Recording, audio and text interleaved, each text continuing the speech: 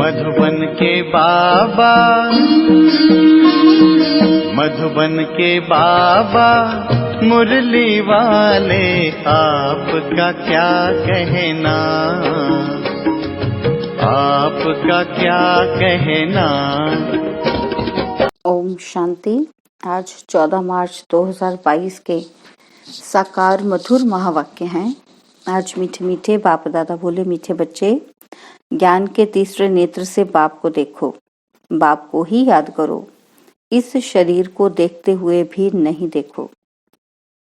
बाबा ने कहा, मीठे बच्चे, ज्ञान के तीसरे नेत्र से बाप को देखो, बाप को ही याद करो, इस शरीर को देखते हुए भी नहीं देखो। और बाबा ने प्रश्न पूछा, इस पुरानी दुनिया में रहते तुम बच्चों को कौन सा डायरेक्शन मिला हुआ है? और उत्तर में बाबा कहते, मीठे बच्चे, यह पुरानी दुनिया जिसमें तुम रहते हो यह कब्रिस्तान होनी है। इस पर रावण का राज्य है, इनसे दिल नहीं लगाओ। यहाँ रहते बुद्धि की आसक्ति नई दुनिया में जानी चाहिए। ग्रस्त व्यवहार में भल रहो, परंतु कमल फूल समान रहो। सबसे तोड़ निभाओ। बुद्धि योग एक बाप से लगा रहे। ज्ञान योग में पक्के बनो। किसी भी हालत में खुशी का पारा कम न हो। धीरज रख कर्म बंधन को काटते जाओ। और आज मुरली का गीत है, धीरज धर मनवा। ओम शांति। मनुष्य मनुष्य को धीरज धरने के लिए तब कहते हैं जबकि वह दुखी बीमार होते हैं। यहाँ तो तुम मनुष्य मत पर नहीं चलते, तुम ईश्वरीय मत पर चल रहे हो, सो भी सब नहीं चलते। ईश्वर, जिसको सत्य बाप, सत्य टीचर, सतगुरु कहा जाता है, उनकी मत तो नामी ग्रामी है। भगवान ने ही श्रीमत दी थी, मनुष्य से देवता बनने की अथवा दैवी दुनिया के मालिक बनने की। इतनी ऊंची मत और कोई दे न सके, क्योंकि मनुष्य मात्र सब पतित भ्रष्टाचारी हैं, तो वह मत भी ऐसी ही देंगे। तुम बच्चे ही जानते हो कि बाप हमको शिव बाबा मत दे रहे हैं। ऊंचे ते ऊंचे बाप की ऊंचे ते ऊंची मत है। उनको तो कोई भ्रष्टाचारी पतित नहीं कहेंगे। पतित ही उस निराकार बाप को बुलाते हैं, साकार की तो बात ही नहीं। इसलिए कहा जाता है, मनुष्य की मत मत सुनो। Hear no evil, see no evil. भल ये आंखें मनुष्यों को तो देखती हैं, परंतु तुमको तीसरा नेत्र मिला हुआ है, जिससे उनको देखना है और उस बाप को ही याद करना है। दूसरा कोई नहीं जिसको तीसरा नेत्र हो, जिससे वह बाप को देख सके। तुम समझो बाप को देखने जाएंगे, बुद्धि में है यह तो आत्मा है ना, तुम आत्मा को देखते हो। जीवात्मा कहना चाहिए, सिर्फ बहन कहने से आत्मा को भूल जाते हैं। यहाँ समझाया जाता है, तुम इस शरीर को भूल जाओ, अपने को आत्मा समझो और बाप को याद करो। उनको देखो दिव्य चक्षु से। तुम्हारी आत्मा को अब सोचना मिला है कि हमारा बाप कौन है, कहाँ रहते हैं, उनसे हमको क्या मिलना है। तुम्हारे मिसल दुनिया में कोई भी नहीं जो बाप से वर्षा लेने का पुरुषार्थ करते हों। जब तक कोई बच्चा ही ना बने तो बाप से वर्षा कैसे ले सकते हैं? बाप का वर्षा तो बेशुमार है, ऊंचे से ऊंचा है, सूर्यवंशी राजा रानी बनना। बैरिस्ट्री भल पास करते हैं, परंतु उनमें भी नंबरवार होते हैं। कोई तो बहुत कमाते और कोई तो पेट भी मुश्किल भरते। अब तुम जानते हो, क्या जानते हैं हम? कि हम ईश्वर से राजाई प्राप्त कर रहे हैं। कोई भी मनुष्य को कोई कब कह ना सके कि यह सत्य बाप, सत्य टीचर, सतगुरु है और सब गुरु लोग हैं। सतगुरु सत्य बोलने वाला एक ही है, बाकी सब है झूठ बोलने वाले। वह सच्ची सदगति किसी को दे नहीं सकते। सतगुरु की महिमा हम तुम भी नहीं जानते थे। कोई की भी बुद्धि में नहीं आएगा कि वह सत्य बाप, सत्य टीचर, सतगुरु कैसे है। वो तो सर्वव्यापी कह बात खत्म कर देते हैं। वह परमात्मा को अलग समझते नहीं कि वह बाप है, हम बच्चे हैं। कह देते सब बाप ही बाप है। इनसे भी नीचे ठिक्कर भीतर में परमात्मा को ठोक दिया। बाप समझाते हैं, ऐसे है नहीं। तुम बच्चों को अब निश्चय हुआ कि बरोबर बाप, सत्य टीचर, सतगुरु एक ही है। उनको कोई जानते नहीं, अगर जानते हो तो वहां जा भी सके। किसको जाना जाता है? तो उनके नाम, रूप, देश, काल सबको जाना जा सकता है।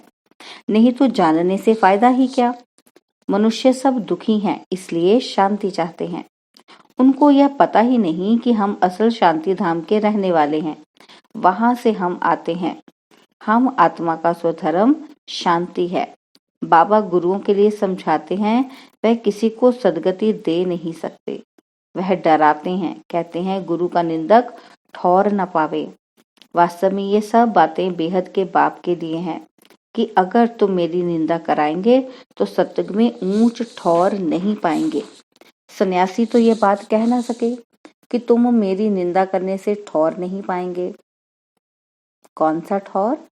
ठौर का तो कुछ पता ही नहीं। साधना करते रहते परंतु साधना करने से सदगति को पा ना सके। यह बाप ही आकर धीरज देते हैं। तुम जानते हो बरोबर 84 जन्मों का चक्र लगाया है। हम बहुत दुखी हैं। जब तक सुख धाम का साक्षात्कार ना हो तो दुख धाम समझे कैसे? अभी तुम जानते हो यह दुख धाम है, अल्पकाल का सुख है। इस अल्पकाल की रजाई में कितनी खुशी होती है। समझते हैं गांधी ने राम राज्य स्थापन किया, परंतु नहीं, यह तो और ही तीखा रावण का राज्य बन गया। सब कहते हैं पतित भ्रष्टाचारी है, आगे सिर्फ पतित थे, अब तो भ्रष्टाचारी भी कहते हैं। यह है कलयुग के अंत। बाबा कहते कितनी रिश्वत है। और बाप आकर सारी दुनिया के मनुष्य मात्र को कहते हैं अब धैर्य धरो, परंतु सुनते ही नहीं। पिछाड़ी में सबको मालूम पड़ेगा। प्रदर्शनी में भी यही दिखाते हैं कि कैसे दुनिया की दुख को हटाए सुख की दुनिया बना रहे हैं। आखिर सब सुनेंगे तो सही ना। एक तरफ माया सबके गले घुटती रहती है और दूसरी तरफ बाप अपनी पहचान देते रहते हैं। अब तो ढेर मनुष्यों को आवाज पहुंचाना है। जितनी जितनी महिमा निकलेगी तो फिर अखबारों में भी जोर से पड़ेगा। फिर बहुत आएंगे। यह मेहनत है। धर्म अथवा मठ आदि स्थापन करना तो बहुत सहज है। बौद्धि धर्म की एक स्पीच की 60-70 हजार बौद्धि बना लिए। बाबा कहते यहाँ तो मेहनत है। माया बड़ा जोर से सामना करती है। वहां तो माया के साथ युद्ध की बात ही नहीं, और यहाँ माया से युद्ध करने में मेहनत है। मुख्य बात है पवित्रता की, और कोई जगह पवित्रता की बात नहीं। वह तो घर से वैराग्य आता है या कुछ चोरी पाप आदि करते हैं तो संन्यास धारण कर लेते हैं। इसलिए चोरों को पकड़ने के लिए भी गवर्नमेंट को सन्यासी सीआईडी आदि रखने पड़ते हैं। दलालों के रूप में, व्यापारियों के रूप में भी सीआईडी होते हैं। पुलिस का गुप्त काम बहुत चलता है। दोस्ती के बहाने भी सोने के व्यापारियों से मिल जाते हैं, फिर सब कुछ मालूम पड़ जाता है। धंधे वाले धंधा भी करते तो सीआईडी भी करते। दुनिया बहुत मुसीबतों में फंसी हुई है।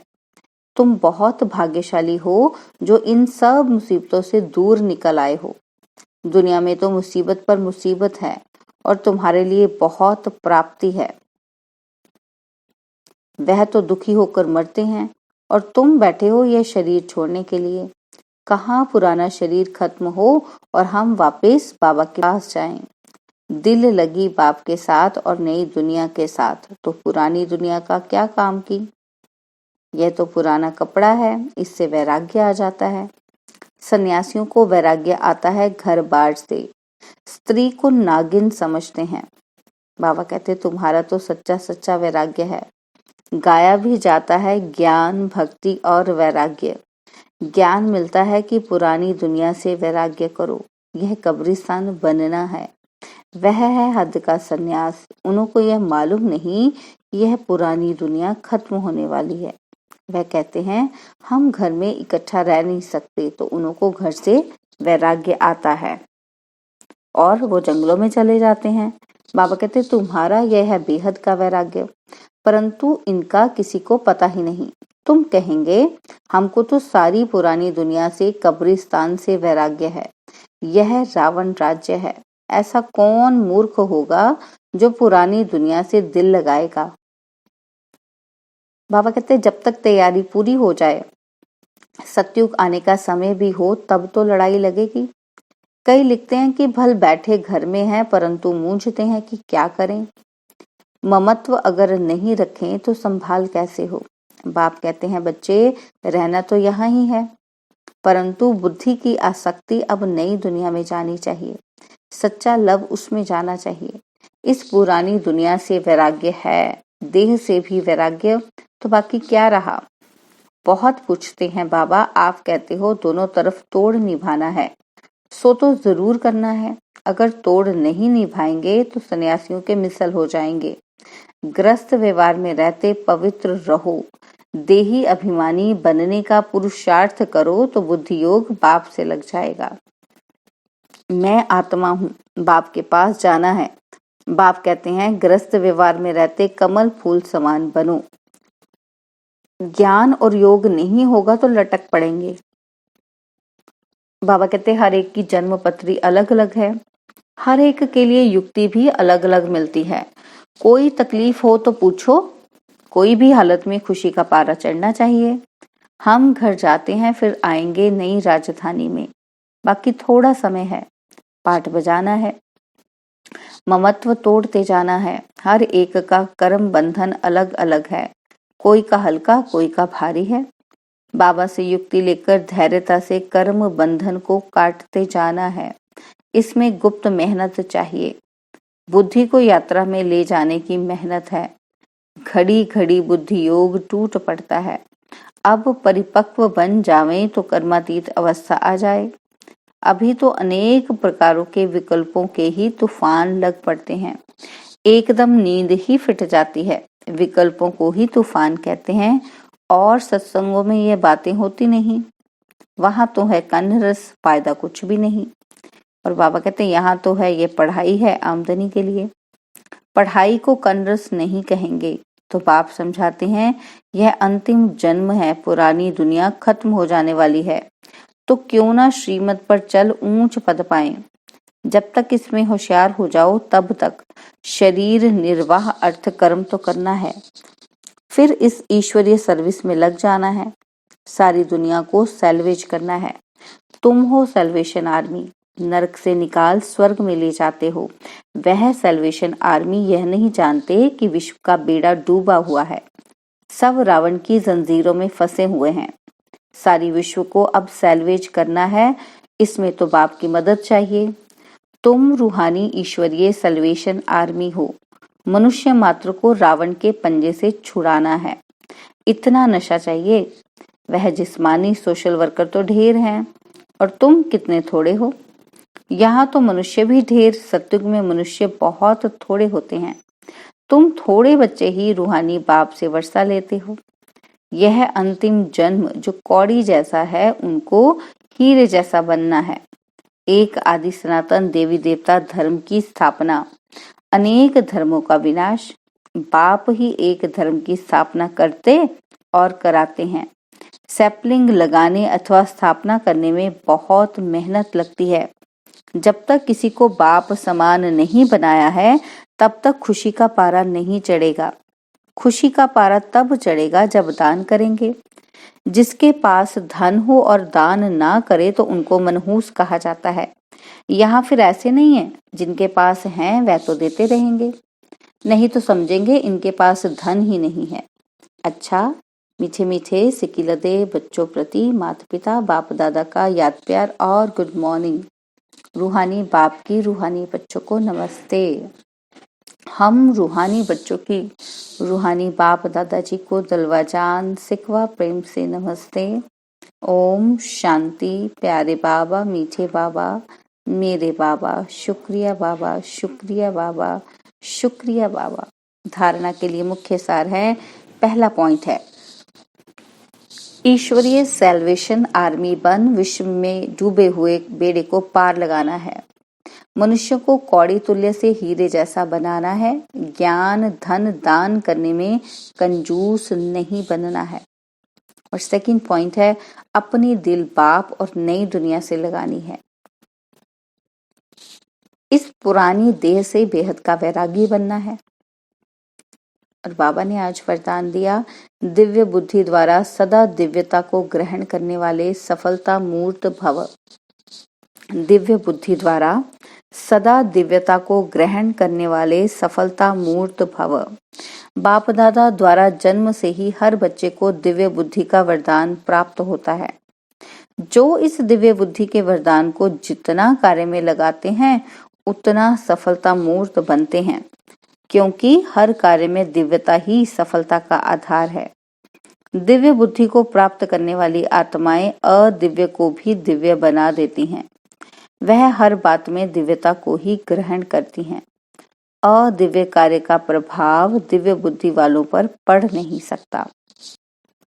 स्लोगन है, स्वयं को मेहमान समझकर रहो तो स्थिति अव्यक्त व महान बन जाएगी।